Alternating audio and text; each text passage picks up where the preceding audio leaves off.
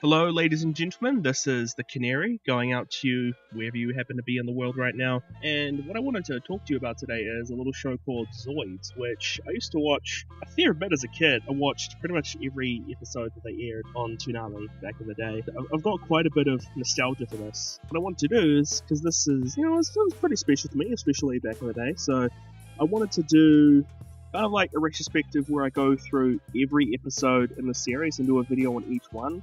I'm going to be starting with Chaotic Century. It's going to be more of an off-the-cuff first impressions kind of thing.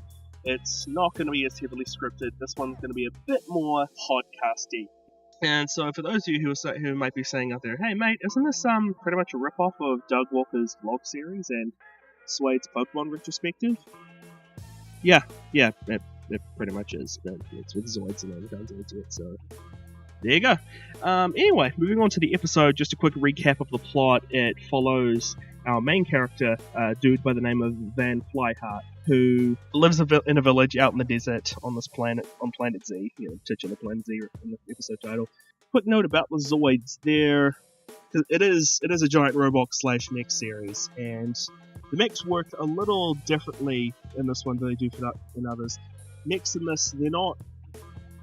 Okay, every giant robot in this series looks like an animal. Like, that's kind of this series, well, I don't want to say gimmick, but it pretty much is. That's pretty much the gimmick behind the mechs in this series, is they all look like animals, and kind of the reason they give is that they're kind of like the indigenous wildlife for this planet, so mechs aren't really built or manufactured. I think a couple are, but for the most part they're actual living creatures, and a few actually do show some sort of independence and agency. You don't see that a lot. Probably the closest thing you get is another character who's introduced later on in this episode, who I'll get to, who's probably the most spirited and sort of, more intelligent of all the Zoids and me. Anyway, Van's out in the desert, riding his hoverboard when he gets attacked by this bandit, who's riding a scorpion-like Zoid, which I believe is called the Geyser. And he gets chased into these old ruins, where he ends up meeting Zeke. Most of the Zoids are giant. This one's kind of like a small raptor, sort of like Zoid. They say dragon, like they call him a dragon in this specifically. He just looks like a raptor, or a small T-Rex, pretty much. He ends up forming a bond with Zeke, and they team up to fight off the bandit. And you find out that Zeke has the ability to kind of almost pretty much fuse with other Zoids to kind of give them a boost, make them stronger.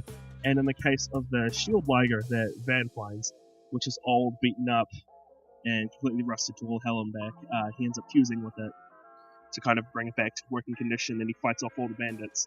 And they save the day, and in a small pod in the ruins, Van finds our main female lead for the series, an amnesiac girl called Fiona, and that's kind of where the episode stops there. So, it's not as good as I remember as a child, because how they aired the episode, like the original Zoid series in the West, is that they started with New Century, which aired in Toonami. New Century being the sequel to Chaotic and Guardians, and they aired Chaotic Century after that. At the time, like back in the day, I thought that this was the sequel series. No, it turns out New Century was. I've actually already rewatched New Century, and yeah, there's the big difference between, say, the first episodes of this and the first episode of New Century. New Century has a much higher animation budget. There's a lot more varied shots, because in this one, the shots are either very limited or they just reuse a lot of the same animation, and it doesn't look as smooth. And even though, like, I can kind of get that, because this was the first series. This is before they knew they could actually make a franchise and, make a good buck off it. So they were able to put way more episodes into the second series. With the English dub, like, New Century was dubbed first, and this one was dubbed. How does New Century have a better voice cast? Like, some actors in this one are okay, like Van's voice actor. Okay, Fiona hasn't really spoken. She doesn't really do anything until the next episode. I like her voice actor. She's actually pretty good. But like every other character is not good. Not good at all. The bandits in particular are very emotionless. I don't have an actor list on me right now, but they've got very stilted and very wooden performances, like no emotion. Like there's where one of the bandits is kind of going like, "Oh hey guys, we need to get him, guys," and it's just, come on mate, put a little passion into it. Part of it might be that a lot of the characters in this episode are either just one-offs or very small characters. What I remember, Moonbay and Irvine, who show up later on, they were kind of decent. But, yeah, just the overall production quality on this one wasn't very fantastic. Well, what they do with this series is that, instead of having all of the mechs drawn in traditional 2D animation, with the exception of Zeke, all the mechs are done in CG, which, it's not as egregious as some other stuff. I'm looking at you, Quirion and Linebell. Zoids as a whole has done a fairly decent job. Yeah, on the whole, this episode, it's not a fantastic start, especially since the beta series was aired first, but at the time this came out, I was a dumb kid, so I couldn't really tell. For me, it was just more Zoids. So.